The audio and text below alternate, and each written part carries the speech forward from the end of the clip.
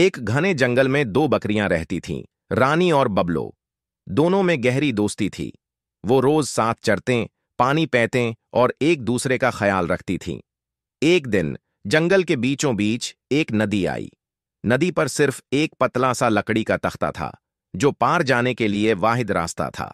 अचानक रानी और बबलो दोनों एक ही वक्त में नदी के दोनों तरफ पहुंच गए और तख्ते पर चढ़ने लगे। पहले मैं जाऊंगी, रानी बोली। नहीं, पहले मैं, बबलो ने कहा। दोनों बहस करने लगे। अगर वो जद करते तो दोनों नदी में गिर सकती थीं, लेकिन चूंकि वो सच्ची दोस्त थीं, इसलिए उन्होंने एक दूसरे को रास्ता देने का फैसला किया। रानी झुक गई और बबलो आहिस्ता से इसके ऊपर से गुजर गई। फिर रानी भी आराम से पार हो गई। दोनों ने खुश होकर एक दूसरे को देखा और कहा, दोस्ती का यही मतलब है, एक दूसरे की मदद करना।